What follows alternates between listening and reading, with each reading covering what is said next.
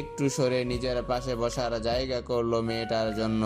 কিন্তু রূপন্তী তার পাশে বসলো না, সে বসলো ইমাদের পাশে আর বিভানের পাশে বসিয়ে দিল দোলাকে। হৃদয় ভারী হলো বিভানের, আগুন জ্বলে উঠল যেন বক্ষ জুড়ে। রূপন্তী কেন তাকে উপেক্ষা করে বিভানের পাশেই বসলো? কি সম্পর্ক তার ইমাদের সাথে?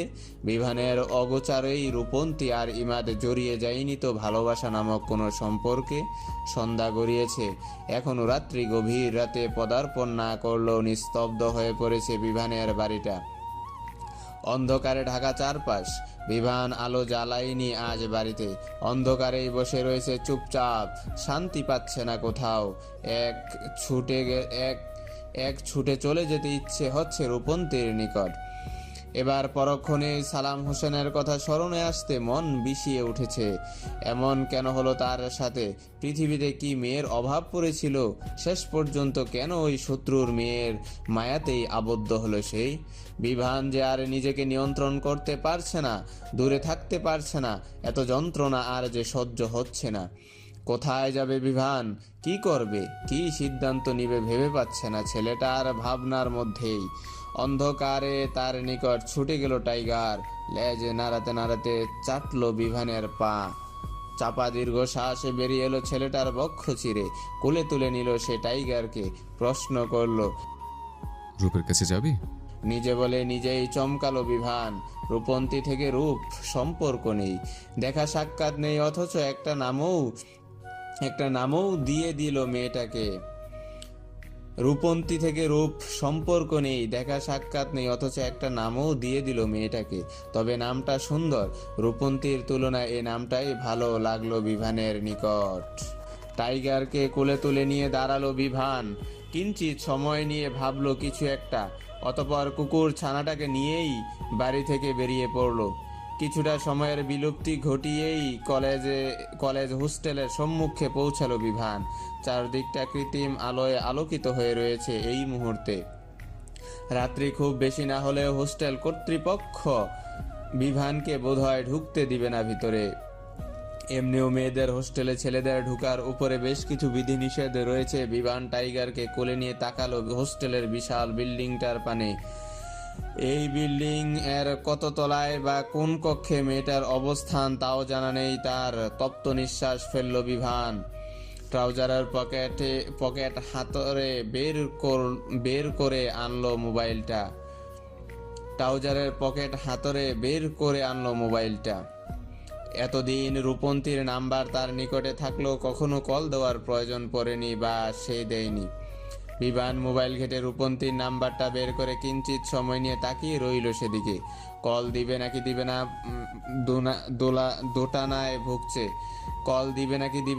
দোটানায় ভুগছে। কেমন ইতস্তত অনুভব হচ্ছে ভিতরে। আনমনে বিভিন্ন চিন্তা ভাবনার মধ্যে হঠাৎ টাচ লেগে রূপন্তীর নাম্বারে কল চলে গেল। হকচকিয়ে উঠল বিভান। দ্রুত কলটা কেটে দিল সে। কিন্তু কল কেটে দিলেও বা কিভাবে হবে? রূপন্তীকে এখানে ডাকবে কি করে? এত বড় হোস্টেলের সম্মুখে দাঁড়িয়ে তো আর চিৎকার করে কাউকে ডাকাও সম্ভব না। কি এক জ্বালায় পড়েছে ছেলেটা। না পারছে এদিকে যেতে, না পারছে ওদিকে যেতে। জোরে জোরে কয়েকটা নিঃশ্বাস নিয়ে নিজেকে ধাতস্থ করলো বিভান। অতঃপর আর কোনো উপায় না পেয়ে কল দিয়েই বসলো রূপন্তীর নাম্বারে। মেয়েটার কল ধরতে ঠিক যতটা দেরি হচ্ছে বিভানের হৃদস্পন্দনও বেড়ে যাচ্ছে ততটা। কেমন ধক ধক আওয়াজ হচ্ছে বুকের ভেতরে। একটা সময় ছেলেটার এই ধক আওয়াজকে উপেক্ষা করেই তাকে এক মুহূর্তের জন্য থমকে দিয়ে কলটা রিসিভ করলো রূপন্তী। মিষ্টি সুরে বলল, হ্যালো, আসসালামু আলাইকুম, কে বলছেন? রূপন্তীর কথার পরিপ্রেক্ষিতে উত্তর দিতে যেন ভুলে গেল।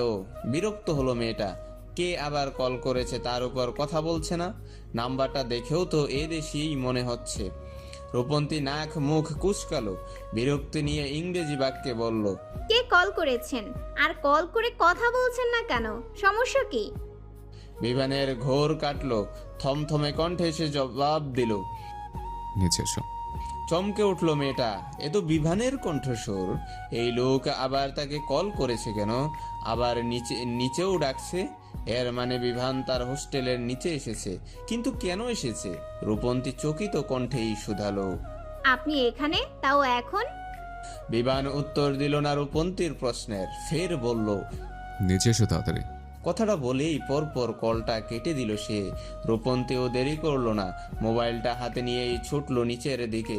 পৃথিবী উল্টে গেলেও যে লোকের তার কথা স্মরণ করারও কথা নয়, সেই লোক কিনা এই রাতে বিরাতে এসেছে তার সাথে দেখা করতে।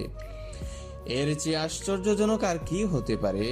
রূপন্তী এক ছুটে বেরোলো বাইরে। বিভান হোস্টেলের প্রবেশ দ্বারের পানেই তাকিয়েছিল। মেয়েটাকে ছুটে আসতে দেখে দৃষ্টি শীতল হলো তার। কোল থেকে ছেড়ে দিল টাইগারকে। ছাড়া পেতেই টাইগার ছুটে গেল রূপন্তীর পানে। লেজে নেড়ে গা ঘেঁষল তার। রূপন্তীর আগের তুলনায় কুকুর ভীতি অনেকটাই কমেছে। টাইগারকে হঠাৎ এখানে দেখে সে বেশ খুশিই হলো। বসে পড়লো কুকুর ছানাটার পাশে। শরীরের শুভ্র রাঙ্গা লোমে হাত বুলিয়ে বলল, কেমন আছিস? মিস করেছিস আমাকে? বোবা প্রাণী উত্তর দিতে পারলো না মানুষের ভাষার, তবে জিহ্বা বের করে বোঝালো সে মিস করেছে। রূপন্তী হাসলো, টাইগারের মাথায় হাত বুলিয়ে দিল আলতো ভাবে, তবে কোলে তুলে নিল না কুকুর ছানাটাকে। পাশে যদি নখ দ্বারা আসলে দেয় তখন কি হবে? টাইগারকে পাশাপাশি হাঁটিয়ে নিয়ে গিয়েই রূপন্তী দাঁড়ালো বিভানের সম্মুখে। জিজ্ঞেস করলো, হঠাৎ এখানে এলেন যে, কোনো সমস্যা? বিভান কিঞ্চিত অপ্রস্তুত হয়ে পড়লো। আমতা আমতা করে বলল, টাইগার তোমাকে দেখতে চেয়েছিল। ভ্রু কুচকালো রূপন্তী। টাইগারের পানে তাকিয়ে অবিশ্বাস্য স্বরে বলল, টাইগার দেখতে চেয়েছিল? হ্যাঁ, তুমি ওর কাছ থেকে বিদায় না নিয়ে চলে এসছো কিনা, তাই তোমার সাথে দেখা করার জন্য উতলা হয়ে উঠেছিল। বেচারা, নয়তো আমি এখানে আসতাম না। রূপন্তীর কুচকানো ভ্রু যুগল আরো কুচকে এলো। টাইগার একটা কুকুর ছানা, সে আবার কিভাবে তার সাথে দেখা করার জন্য উতলা হয়? আর যদি উতলা হয়েও থাকে তাহলে তা বিভান বুঝলো কিভাবে? এ প্রাণী তো আর কথা বলতে পারে না যে চিৎকার করে বলবে, টাইগার, আমি রূপন্তীর সাথে দেখা করতে চাই, আমাকে তার কাছে নিয়ে চলো। রূপন্তী সন্দিহান স্বরে প্রশ্ন করলো, আপনি কিভাবে জানলেন টাইগার আমার সাথে দেখা করার জন্য উতলা হয়ে উঠেছে? ও কি কথা বলতে পারে যে বলবে আপনাকে? থতমত খেয়ে গেল বিভান। এত কিছু ভেবে তো আর সে কথাটা বলেনি। রূপন্তীর প্রশ্নের হাত থেকে বাঁচতে তৎক্ষণাৎ যা মাথায় এসেছিল তাই বলে দিয়েছিল। এখন সেই কথা ধরেই প্রশ্ন। বিভান একটু ঝুঁকে কোলে তুলে নিল টাইগারকে। বিভান একটু ঝুঁকে কোলে তুলে নিল টাইগারকে, কিছুটা ইতস্তত করে বলল, এতদিন ধরে লালন পালন করছে, ওর অঙ্গভঙ্গি দেখে আমি ওর মনের কথা বুঝতে পারি। রূপন্তীর সন্দেহ তবুও গেল না। চোখ ছোট ছোট করে সে তাকালো বিভান এবং টাইগারের পানে, তবে বলল না আর কিছুই। হতেও পারে বিভান সত্যিই টাইগারের অঙ্গভঙ্গি রেখে বুঝে নিয়েছে তার ভাষা। পোষা প্রাণী তার মনিবের সাথে অনেক সময় এমন অনেক কাজ করে যা আমরা কল্পনাও করতে পারি না। বিশেষ করে কুকুর এবং বিড়াল, এরা ভীষণ প্রভুভক্ত হয়। রূপন্তী আরেকবার হাত বুলিয়ে দিল টাইগারের মাথায়। উষ্টে কিঞ্চিত হাসি ফুটিয়ে বলল, মাঝে মাঝে চলে আসিস এখানে, আমাদের দেখা হবে, ঠিক আছে? কুকুরটা জিহ্বা বের করে জোরে জোরে নিঃশ্বাস নিল। রূপন্তী যত্ন করে আরো কিছুক্ষণ হাত বুলিয়ে দিল তার মাথায়। অতঃপর বিভানের পানে তাকিয়ে বলল, এখন তবে আসছি আমি। আবার হোস্টেলের গেট বন্ধ করে দিলে আরেক বিপদ। কথাটা বলেই রূপন্তী পিছন ঘুরে পা বাড়ালো হোস্টেলের দিকে। তখনই তার পিছু ডাকলো বিভান। থমকে দাঁড়ালো মেয়েটা, পিছন ঘুরে জিজ্ঞেস করলো, কিছু বলবেন? বিভান আমতা আমতা শুরু করলো। ইতস্তত করে বলল,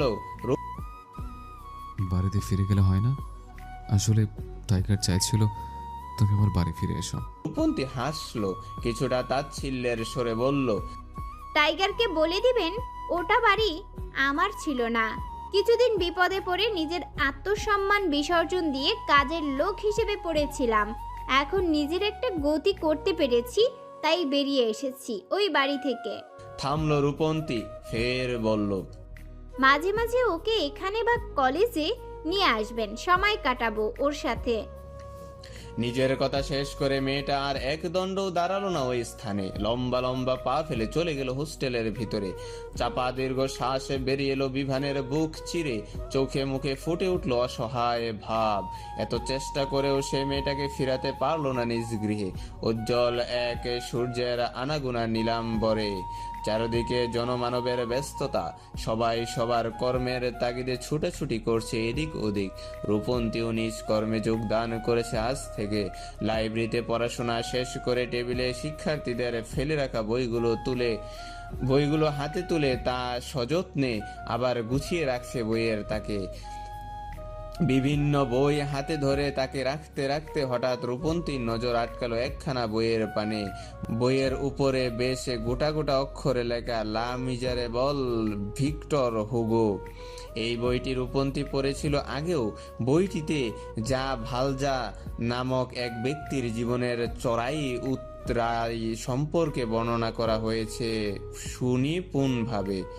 বইটি পড়ে রূপন্তীর কোমল হৃদয়ে ব্যথিত হয়ে উঠেছিল তখন। যা ভালজা সত্যি একটি হতভাগা চরিত্র ছিল, যাকে এক টুকরো রুটির জন্য 20 বছরের জেল খাটতে হয়। আর বারবার সেই জেল থেকে পালানোর চেষ্টাতেই কেটেছিল তার পুরো জীবন। রূপন্তীর কেন যেন আবার বইটা পড়তে ইচ্ছে হলো। লাইব্রেরির এলোমেলো বইগুলো গুছিয়েছে একটা টেবিলে বসলো লা মির্জারেবল বই নিয়ে। মনোযোগের সহিত পড়তে শুরু করলো বইটি লাইন। মেয়েটার মন মস্তিষ্ক সবটা যখন বইয়ের পাতায় নিমজ্জিত, ঠিক তখনই ওই টেবিলে এসেই বসলো ইমাদ, এলিনা, জ্যাক এবং দোলা। শুধু দাঁড়িয়ে রইল বিভান। দুলা রূপন্তীর এক পাশ দখল করে বসলেও অন্য পাশে বসেছে ইমাদ। বিভানের দৃষ্টি তীক্ষ্ণ হলো। ছেলেটা সব সময় কেমন চিপকে থাকে মেয়েটার সাথে।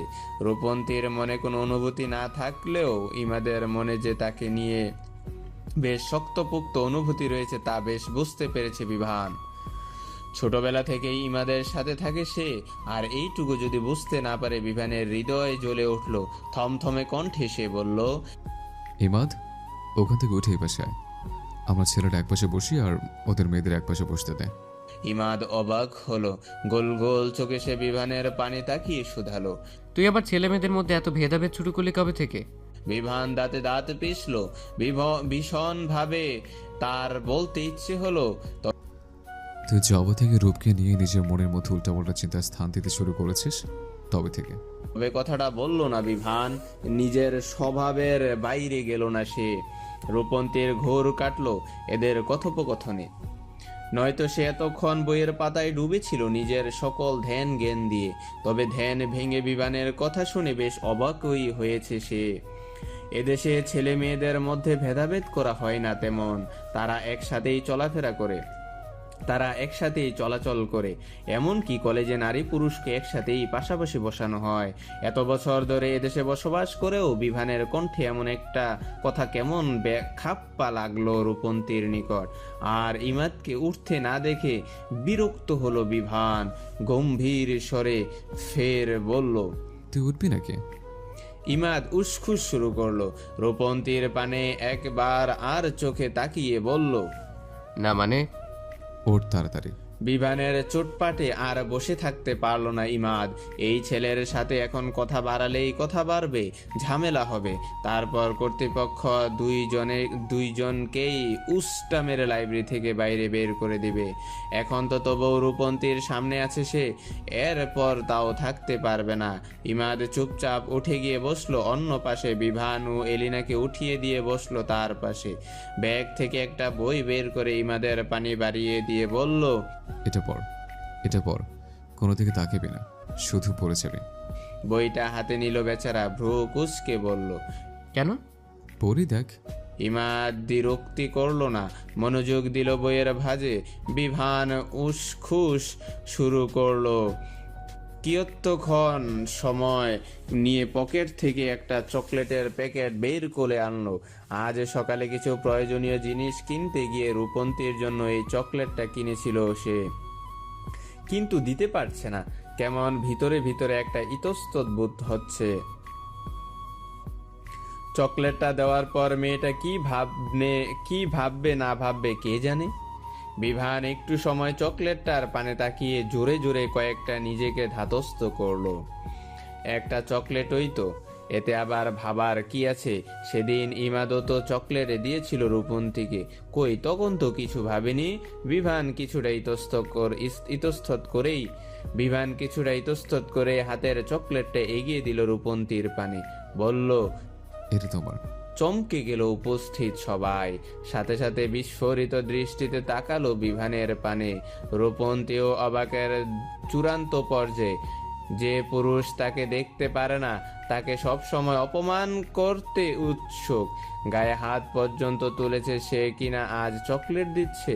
রূপন্তী চকলেটটা নিল না, বিস্ময় নিয়ে বলল। আপনি আমাকে চকলেট দিচ্ছেন? মেয়েটার কথা শেষ হতে না হতেই ইমাদ বিভানের গালে কপালে হাত ছোঁয়ালো, চোখও বড় বড় করে বলল। তুই ওকে চকলেট দিচ্ছিস? জ্বরটর উঠেছে নাকি শরীর খারাপ লাগছে? বিভান অপ্রস্তুত হলো, সাথে বিরক্ত হলো। নিজেরা দিলে দোষ নেই, সে দিলেই সবার চোখ বড় হয়ে যায়। কেন, সে কি কখনো রূপন্তীকে কিছু দিতে পারে না? বিভান কপাল কুঁচকে নিল, থমথমে কণ্ঠে বলল। হ্যাঁ, দিয়েছি তো। কাউকে চকলেট দেওয়া কি অপরাধ? ইমাদ ডানে বামে মাথা ঝাঁকালো, যে একা হাত তুলে বাড়িয়ে দিল বিভানের সম্মুখে, উৎসুক হয়ে বলল। শুধু কি রূপন্তীকেই চকলেট দিবি? আমাদেরটা কোথায়? রূপন্তী নতুন চাকরি পেয়েছে, তাই অভিনন্দন স্বরূপ ওকে চকলেট দিয়েছে। তুই কি নতুন চাকরি পেয়েছিস যে চকলেট দেব? জ্যাকে নিজের হাতটা সরিয়ে নিল, বোকা হেসে বলল। তাহলে আমাদেরও তো কিছু নিয়ে আসা উচিত ছিল, অভিনন্দন স্বরূপ। বিভানের দৃষ্টি তীক্ষ্ণ হলো, পরপর সে ফিরে তাকালো রূপন্তীর পানে, মৃদু ধমকে বলল। তুমি কি চকলেটটা নেবে নাকি আমি ফেলে দেব? রূপন্তীর চোখ মুখ থেকে এখনো বিস্ময় ভাব কাটেনি। তবে ফেলে দেওয়ার কথা শুনে সে তড়িগড়ি করে চকলেটটা নিয়ে নিল। লোকটা যতই খারাপ হোক, নিষ্ঠুর হোক, তার দেওয়া কিছু এভাবে সকলের সম্মুখে ফেরত দেওয়া নিশ্চয়ই উচিত হবে না। হাজার হলেও লোকটা তার আশ্রয়দাতা ছিল, একটু কৃতজ্ঞতা বোধ তো রয়েছেই। সূর্যটা ডুবে গিয়েছে, চারদিকটা ভরে উঠেছে রাতের কৃষ্ণাভ আভায়। বিভান বাড়ি ফিরল কেবলই, ঘরের চারদিকে এখনো অন্ধকার বিরাজমান। বাড়িতে কেউ না থাকার দরুন আলো জ্বালানো হয়নি এখনো। তবে এই আধার বাড়িতে কেউ না থাকা বিভানের হৃদয়ে কড়া নাড়লো একটা বাক্য। ছেলেটার বুকের ভেতরটায় কেমন মোচড় মেরে উঠল। এতক্ষণ সে রূপন্তীর সাথেই ছিল, আর এখন বাড়ি ফিরে ওই মেয়েটা ব্যতীত যেন চারপাশটা শূন্য হয়ে উঠেছে। একা একা লাগছে ভীষণ। দম বন্ধ হয়ে আসতে চাইছে। বিমানের চোখের সম্মুখে একে একে ভেসে উঠল সারাদিনের ইমাদের কর্মকাণ্ড। ছেলেটা সারাক্ষণ শুধু রূপন্তীর সাথে চিপকে থাকতে চায়, যে কোনো মূল্যে মেয়েটার মনে পৌঁছাতে চায়। বিমানের হৃদয় জ্বলে উঠল, এভাবে চললে তো হবে না। পরে দেখা যাবে ওই মা তার চোখের সামনে দিয়ে রূপন্তীকে পটিয়ে নিয়েছে, তারপর দুজন প্রেম করছে, অবশেষে বিয়ে শব্দটা মনে আসতেই আঁতকে উঠল বিভানের। মনে হলো তার বুকের ভেতরের কলিজাটা যেন কেউ খামছে ধরেছে, গলা শুকিয়ে একাকার অবস্থা।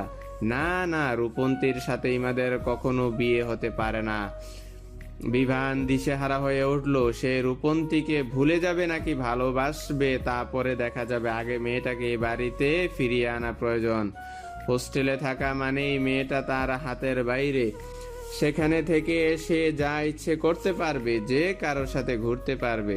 বিভান বাড়িতে বসে না রূপন্তীকে দেখবেন আর না কিছু করতে পারবে। আর এ বাড়িতে থাকলে সে প্রয়োজনে মেয়েটার গালে 2টা থাপ্পড় মারবে, তারপর তার প্রতিক্রিয়া স্বরূপ সেদিনের ন্যায় নিজের রূপন্তীর হাতে 2টো থাপ্পড় খাবে। তবুও মেয়েটাকে তার অপছন্দনীয় কাজ থেকে আটকাতে তো পারবে। বিভান কাঁধ থেকে নিজের ব্যাগটা ছুঁড়ে মারল মেঝেতে, অতঃপর উদ্যান্তের ন্যায় বাড়ি থেকে বেরিয়ে গেল। যদিও বিভান কাঁধ থেকে নিজের ব্যাগটা ছুঁড়ে মারলো মেঝেতে, অতঃপর উম্মাদের ন্যায় বাড়ি থেকে বেরিয়ে গেল। যদিও রাত এখনো বেশি নয়, তবে এই স্বল্প রাতেই বিছানায় গা এলিয়ে দিয়েছে রূপন্তী। আজ কেমন ক্লান্ত লাগছে, শরীরটা মেজমেজ করছে, হয়তো সারাদিনের দৌড় ঝাঁপের জন্য। সেই সকালে ঘুম থেকে উঠে কোনো রকম ফ্রেশ হয়েই মেয়েটা হোস্টেল থেকে বেরিয়ে পড়েছিল। তারপর সারাদিন ক্লাস চাকরিতেই কেটে গেছে। দেশে বসে কত সুন্দর ছিল জীবনটা। এক কাপ চা খেতে ইচ্ছে হলেও মাকে বলেছে। মা চা খাবো।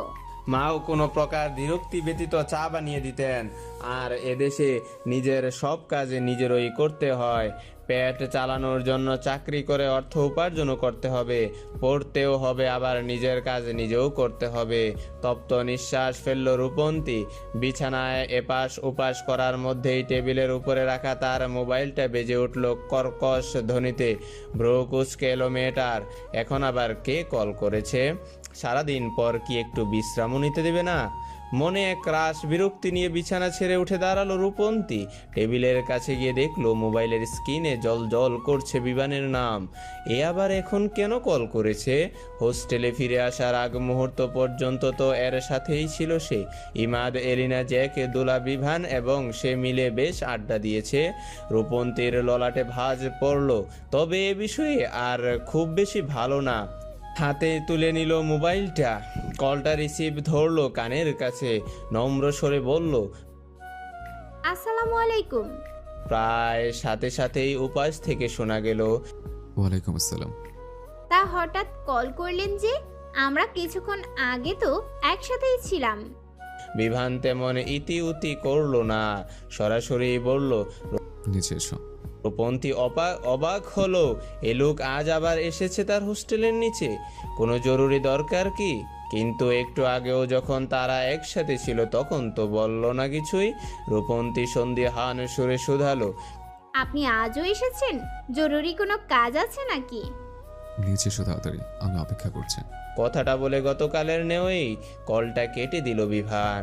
এইটুকু বলতেই তার ব্যাগ পেতে হয়েছে বেশ। এইটুকু বলতেই তার ব্যাগ পেতে হয়েছে বেশ। তবুও বলেছে, না বলে কি আর উপায় আছে? মেয়েটা যে দিন দিন তাকে পাগল করে তুলেছে, শান্তি দিচ্ছে না কোনো কিছুতে। কিছুটা সময় অতিবাহিত হতেই রূপন্তী বেরিয়ে এলো হোস্টেলের বাইরে। বিভান গতকাল যে স্থানে দাঁড়িয়েছিল সে স্থানেই দাঁড়িয়ে রয়েছে। মেয়েটা এগিয়ে গেল সেদিকে, ভদ্রভাবে জিজ্ঞেস করলো, কিছু বলবেন? কাল এলেন, আবার আজ এলেন যে? বিভান জোরে জোরে কয়েকটা নিঃশ্বাস নিল, নিজেকে ধাতস্থ করে বলল, টাইগার তোমাকে বাড়ি ফিরে যেতে বলছে। রূপন্তী কিছুটা রুক্ষ কণ্ঠেই জবাব দিল, আমি তো গতকালই বলে দিয়েছি ও বাড়ি আমার নয়, ও বাড়িতে আমি ফিরবো না। টাইগারের যদি আমাকে দেখতে ইচ্ছে হয় তবে এখানে নিয়ে আসবেন। বিভানের রাগ লাগলো। এত করে মেয়েটাকে বাড়ি ফেরার কথা বলছে আর এ কিনা ভাব নিচ্ছে। কটমট করে সে বলল, এসব ঢঙের কথা শুনতে আমি এখানে আসিনি। ভালো ভালো বলছি, বাড়ি ফিরে চলো।